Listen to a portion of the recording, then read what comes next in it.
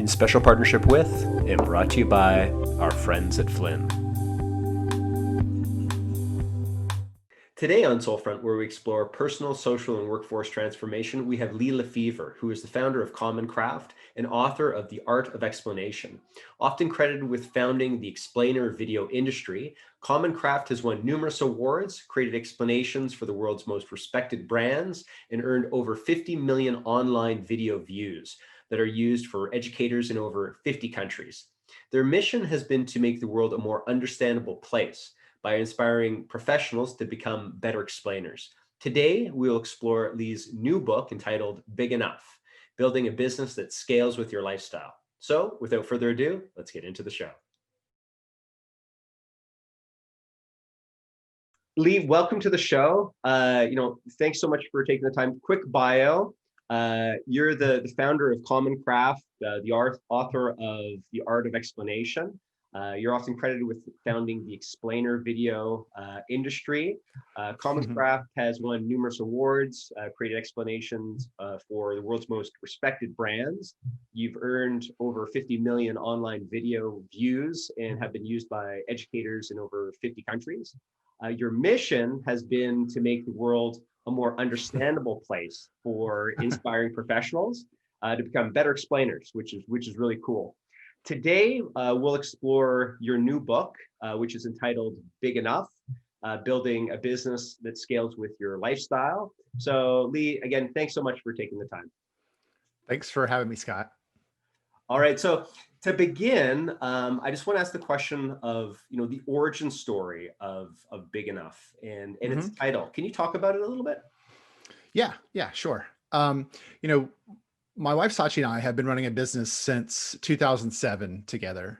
And our approach to business was something that when we would talk to people about it, they would say, wow, that's not something that would have ever occurred to me, or that's not something that I realized could work. And how does it work to run the business and work from home with your wife? And, there's all these questions and people were always so fascinated.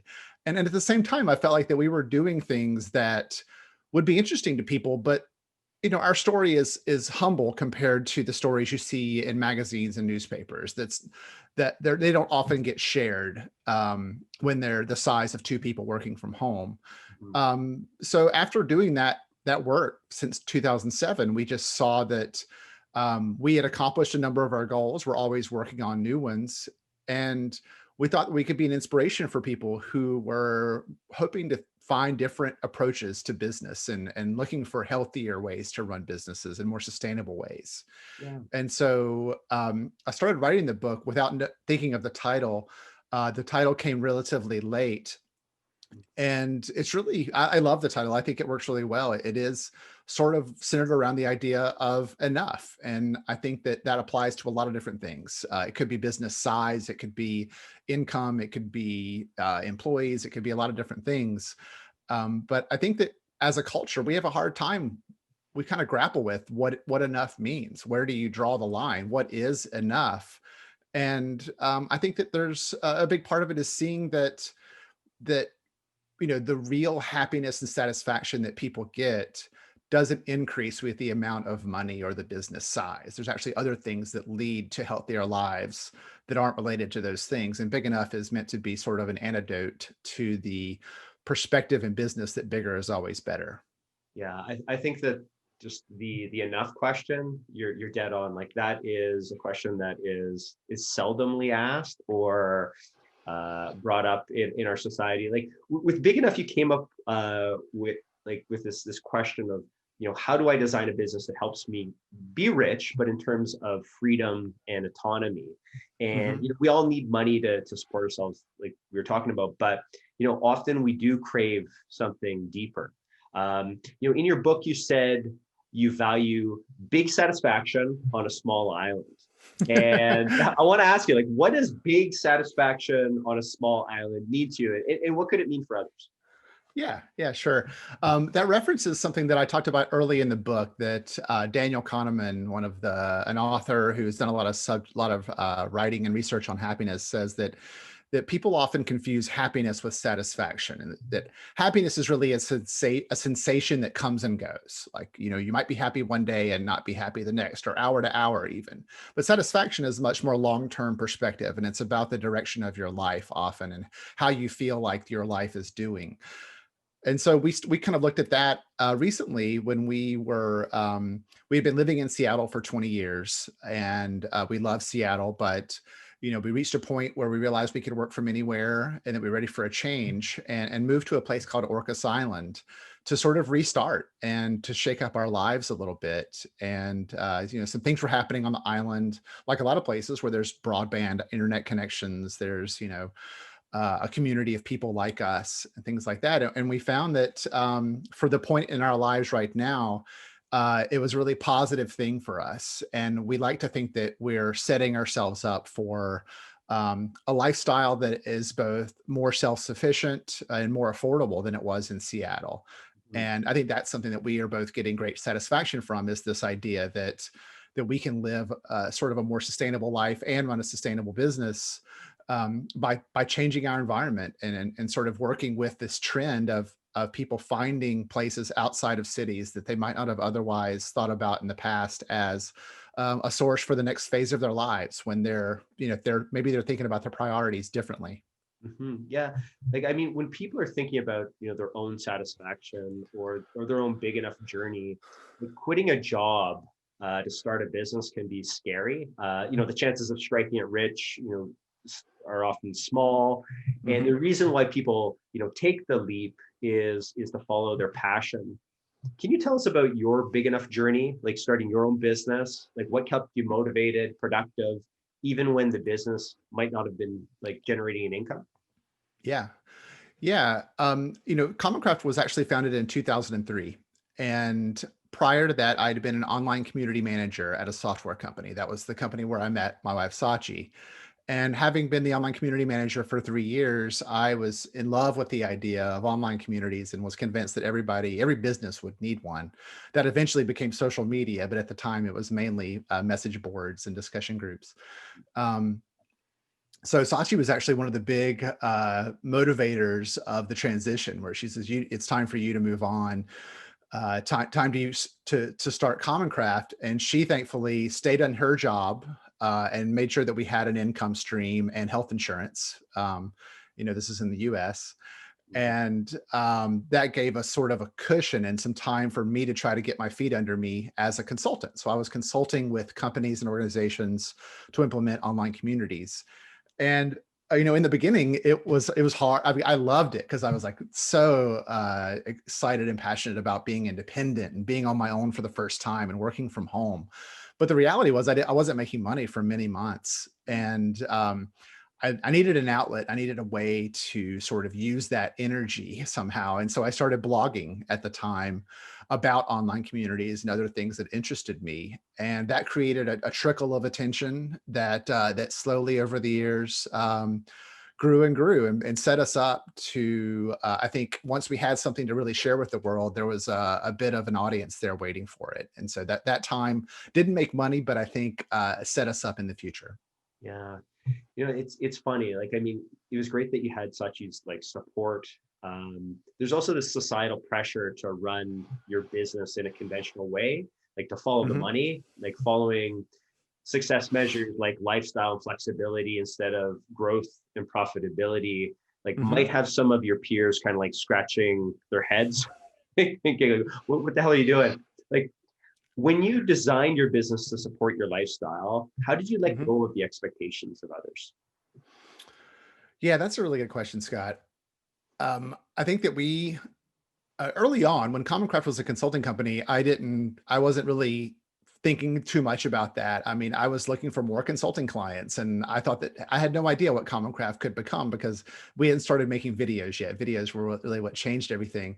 Um, but I think that early on, Sachi and I both realized that what mattered to us was our relationship and our own sort of happiness and satisfaction. And it didn't matter so much if we were not earning the respect of other entrepreneurs based on the size of our business, because we knew that when it's all said and done, that we had a life that was something that that gave us a great deal of satisfaction, and we felt that was our competitive advantage. We might not be competing with others in that way, but at the end of the day, that was what mattered, and the thing that we felt like that there's respectability in that. I think that's one of the big messages of the book is I want entrepreneurs to feel like that there's a respectability or validation that comes with choosing to have a life that may not be operating within the normal entrepreneurial world as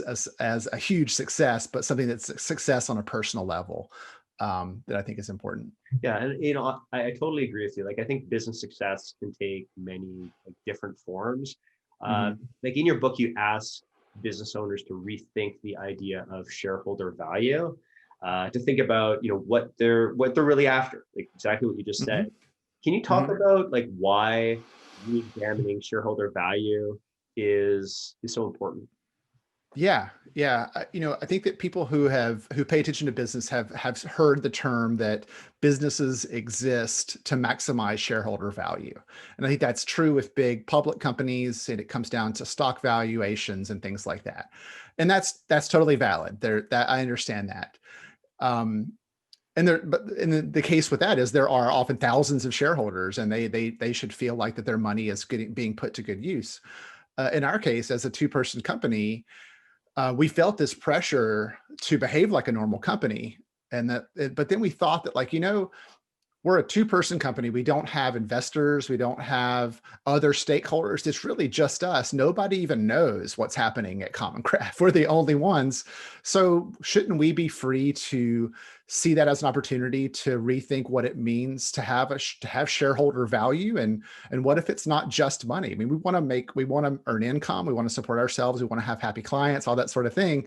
But what if, lifestyle is a shareholder value? What if quality of life is a shareholder value? And then if that's the case, then how do you optimize for that? Like, what do you do in your business? How does that inform your business strategy if quality of life is a shareholder value? And those are things we thought a lot about. And actually it had a big impact on how we thought about designing Common Craft and how we wanted things to look 5 or 10 years into the future. Yeah, yeah. It's interesting with, just thinking about, how shareholder value applies to your business. It even could be a larger size business. Mhm. But definitely for entrepreneurs and in mid-sized businesses. Another question that you asked yourself, which I thought was really insightful, was, what if it works? Like, Yeah. what if your business idea works? People come out, people actually demand your products and services like all day, every day. Like, what does Mhm. that do for the business? Like, what does it do for your personal life? Can you, can Yeah. you, can you Yeah. walk us through like that question? Like, what if it works? Like, uh, what does Yeah. that do? Yeah. Well, I share the story in the book of Apurva Mehta, who is a guy who founded Instacart. So now he's a major entrepreneurial star these days. But he tells a story on the podcast, How I Built This, about showing up in Silicon Valley and just looking for a business idea, and found a business idea that he liked, that was a social network for lawyers, essentially. And he got over $1 million in funding and started working on it, but then realized that he had no passion for it. He didn't really care about lawyers. He didn't care about law. And so he ended up closing the startup and giving the money back and moving on to a different idea. And his lesson was that if your heart is not in it, if you're not passionate about what you're doing, then you're never going to feel like you're successful. You're never going to achieve what you're trying to achieve. And so I think that I think that it's easy to get seduced by the money you might make in a new business venture. Like when you're an entrepreneur, you're a hammer looking for a nail, and it's hard to sometimes imagine what success is going to look like and what it's going to do to you. Because if your business, if it works, if your idea is successful, it's going to take over your life in one way or another. And if it works and it supports your values and supports what you're passionate about, then it might fill your life with joy. But that's rare. It's more likely that if it works, it's going to come along and change things for you that you might not anticipate. And I think by asking what if it works, you can start to think like, okay, I know that I can have a business that picks up dog waste in the yard, and that might be great money for 6 months, but do I want to be doing that in 5 or 10 years? Yeah. That kind of idea. Oh, for sure. And like, there's also, I mean, just kind of the treadmill that you get on where, you have a services business and now, there's too much work and you need other people to do that. So you hire people. Now you have that additional expense and you're kind of going down a road and maybe you haven't thought, okay, what is that road? I haven't even taken that into consideration. And you talk about that in the book too, like where you get on this track and how you and your wife kind of thought about that before making the jump. Yeah. Yeah. We made some videos starting in 2007 that got us a lot of attention. And we were very fortunate to have a lot of opportunities and directions we could move in with Common Craft. The first was services, where we were hired to make videos that explain products and services. Our second client was Google, and you can look up a video called Google Docs in plain English on YouTube. And that's our second client video, one of the first, commercial explainer videos. And uh, that the services market at the time was great for us. We earned good money, and we had the potential to build an agency around that, but we sort of held back because we were also making original videos at the time. So these were videos that we were not hired to make; they were our property. We made them and started building a small library of them over time. And what happened is people started to ask about licensing our videos and using them in education and in presentations and putting them on intranets. And we started to have a small business going in just digital downloads of our own videos, that were our intellectual property. And that set up this sort of like two different paths that we could take. One was to grow, you had to hire people because it was a services business. So more money, more hours kind of an idea that if we wanted to make more money, we had to have more people applying their effort. But then there was this licensing business of digital downloads that didn't require human effort once a video was made. And so we at one point sat down and said, what company are we going to be? Are we going to be a services company, or are we going to be a licensing company? And in 2008, we decided to make a long-term bet on the licensing side because it could scale without having to hire people. Yeah, yeah. And like, I mean, you talk about like the business of permission and like how Hmm. owning the copyright of your work is often like overlooked and it's easy to take Hmm. for granted. Like Hmm. that intellectual property, like you said, it's this exclusive right where you can buy and sell copies of what you create. When it works, it's passive income. It's this Hmm. stream of income. Yep. Can you tell us about Yep. that experience of intellectual property and how it became a part of your business? Yeah. Yeah. When we started making videos, I was not aware of the real basics of intellectual property and copyright, or how creative organizations work in that way, because but we started making custom videos and we had a contract for our work with them, an agreement. And a lawyer at one point early on said, hey, we need to have language in here that this is a work for hire agreement. And I'd never heard that term before, but it turns out, and I now believe it's like one of the most powerful terms in the creative world, because when something is a work for hire agreement, it means that even though me, the creator of the video, made the video and own the copyright by default, because work for hire is a part of the agreement, I'm giving up my copyright to the person who hired me. So they get the copyright. That means they can do whatever they want. They can make copies, they can use it in advertising, whatever else. And so we started to see that not only was it products versus services, but it was ownership versus not ownership. Mm. And that idea of ownership, I think, is really powerful in the intellectual property world, because you can build up ownership. And big companies do this with patents, where they have all these patents that can be put to work for the business legally as their property. And we saw that being the case with our videos, where our videos, because we own the copyright, they could be more like a product. They can be more like software, where you make it once and sell it multiple times.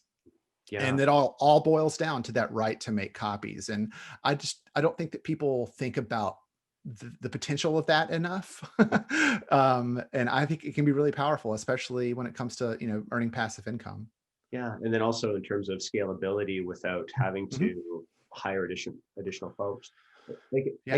another like thing that I found really interesting was this you mentioned Kevin Kelly, and he published Mm. this essay called "1,000 True Fans." Like his premise is, you can figure out like a way to sell your work to like 1,000 people a year, and Mhm. you can make a six-figure income, support yourself.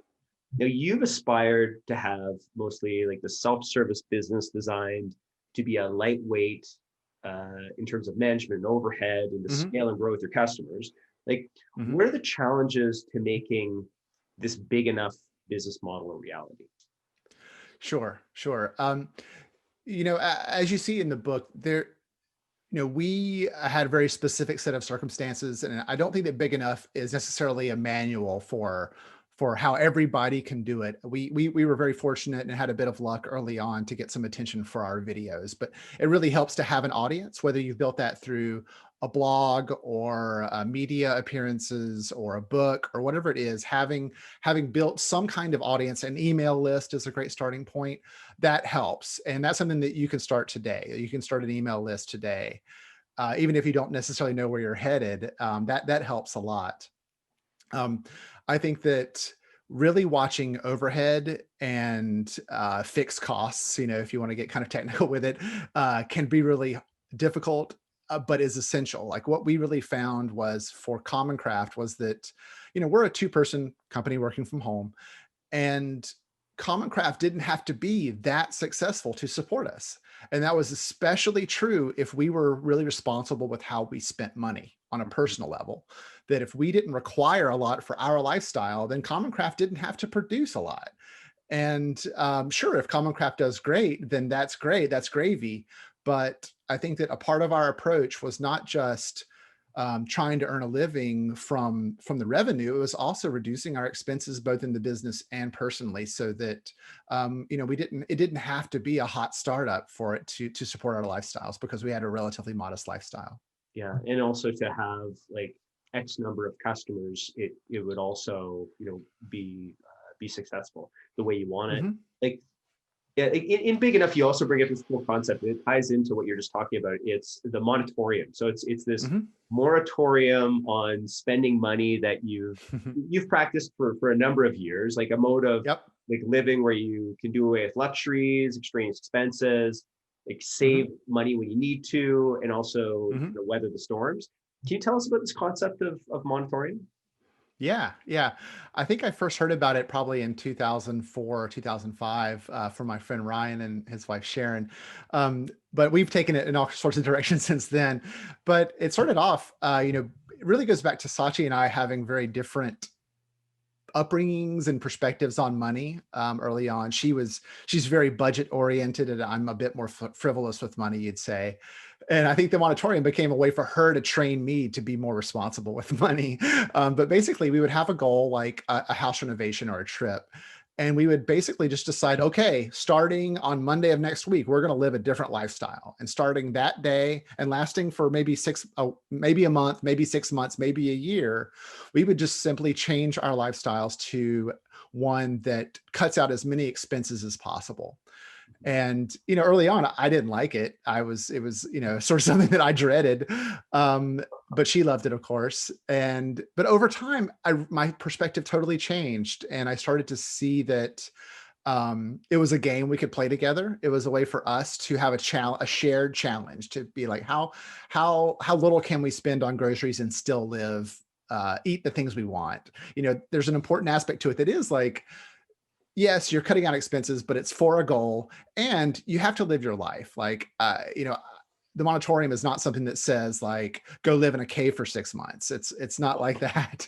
You have to live your life. But having done it for a long time, a number of times, I came to see it as sort of a training exercise. And I think that a lot of privileged people lose sight of what it means and what it's like to be forced to stop spending money. you Uh, know and I think the Monetorium could be a way for people to train themselves to weather a storm and become more resilient by being proactive about developing that skill of managing their budget and knowing what it's like to live a low expense lifestyle. And I think there's more I might say about that in the future in another book, but I think that more people need that practice. Yeah, yeah. Like talking about like weathering storms, like when change happens, businesses have to be prepared to evolve. There's probably like no better example than like the pandemic that's happening right now. And you suggest when we see change happening, you don't automatically want to assume it's a threat. Like you want to be Mhm. open-minded, you want to reach out to like different potential partners. But at the same time, you say that if you're not failing, then you're not trying hard enough. Uh, Yeah. like, Yeah. I can mean, you give me an example of like big enough in that business model and how it faces turbulent times? yeah. Yeah. You know, in 2007, 2008, when we were first getting started with explainer videos, a lot of other producers started to pop up and say, "Hey, we make explainer videos too." And we were the first movers, so we were getting a lot of demand. And but we saw that that was potentially competition, and we had discussions about, how do we compete with them? And what we figured out was that because we had a lot of the demand coming to us, that maybe we could create a marketplace or some way to be a part of the transaction between the market and these customers. So I went out to some of the producers who are doing good work and said, "Hey, let's make a deal. We have a lot of demand coming towards us. We're creating a listing on our website called the Explainer Network, and you can have your basically an ad for your company on that page for a monthly fee. And then when demand comes to us that we can't serve, we'll send them to the Explainer Network and they can talk to you." And to our surprise, they were interested. And I think at the most we had nine producers on the network who were paying a monthly fee, and it allowed us to earn passive income for the first time, which was an amazing thing for us.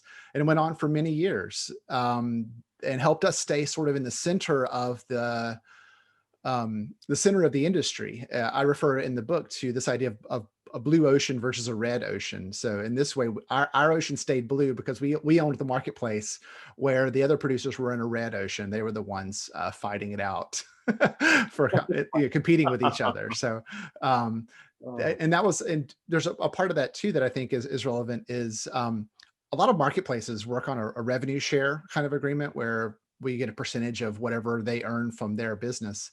But that's a pain in the butt to manage, quite honestly. And we just said, you know what? It's a monthly fee. It doesn't matter how much or how little you make. It's the same every month. And that allowed us to be lightweight and stay a two-person business and have that business running on the side. yeah, like that's a great example of like how you can seize opportunity. Like in 2006 when like the social media networks were kind of in their infancy and you saw this market for videos to explain social media, uh, your videos ended up going viral, like you said, and you're one of the first explainer videos on YouTube.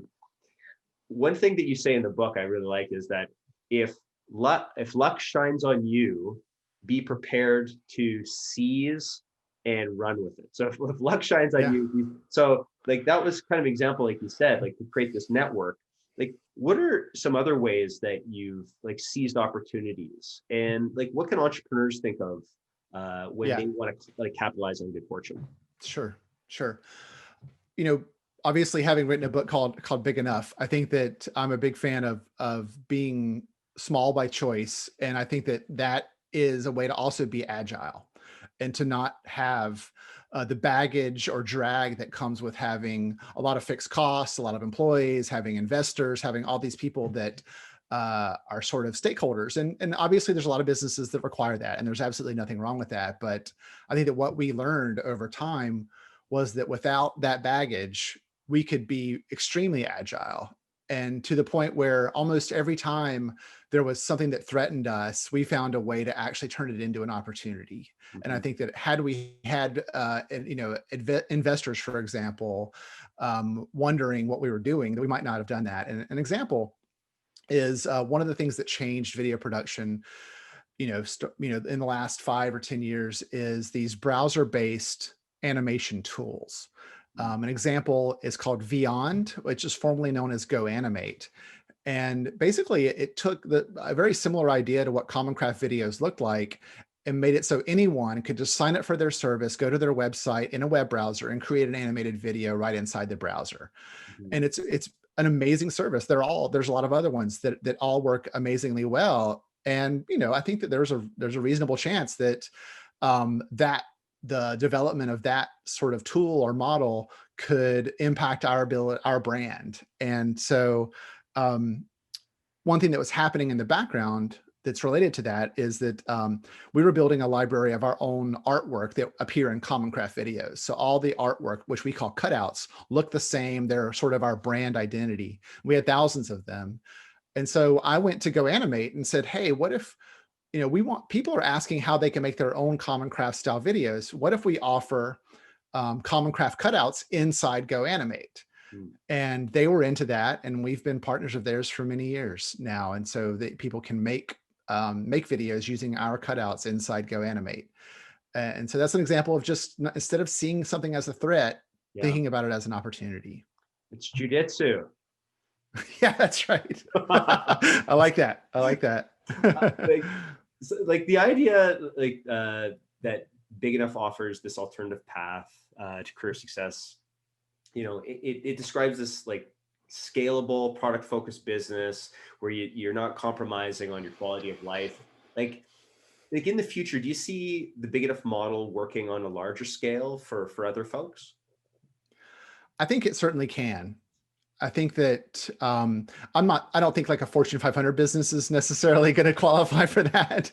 But I think of maybe you think of like medical practices or consulting groups or law offices or things like that, that I think as long as the people who are leading the organization have the support of their employees, if they have employees, or maybe if it's just the partners, if they share the values, the sort of big enough values, then I think it can work. If people are all on the same page that quality of life matters, and maybe that translates into a 4-hour work week, or it translates into more generous benefits, or it translates into a lot of intangibles that make people that people see as a good trade-off. I think you could see. I think that there's this part of Big Enough that is a realization that there are trade-offs, that it often involves money. Like, yes, we could do this big enough thing, but we're going to earn less money. Is everybody okay with that? And it doesn't have to be that way. You don't necessarily have to earn less money, but I think that there are trade-offs. And I think any business that is interested in the big enough idea has to see it as like, you can't do it all. You can't maximize your income. You can't necessarily maximize your income, all the time and quality of life. That you have to be able to give up, some things here and there to make it happen. Yeah, like I think that that trade-off idea is really important. I think that like the dream of developing like a startup, being written about in magazines, being fabulously rich, those things aren't going away. No. On the other hand, these dreams, I don't know if they're necessarily like healthy or productive. Like I think that the dream that you're presenting, the one where a business suits who we are and like the lifestyle that we want, is a dream that a lot of people can get on board with. I certainly hope so. I certainly hope so. I think the pandemic has had an effect on that. Hopefully a positive one. The book was supposed to come out in May, but that was like when COVID was new and it was just a really hot time for COVID. And so we pushed it out to September. And in the intervening time, I really worried that there would be such a societal shift because of the pandemic that the book might be less relevant. But I like to think it's actually become more relevant because people have spent their life has been sort of upended.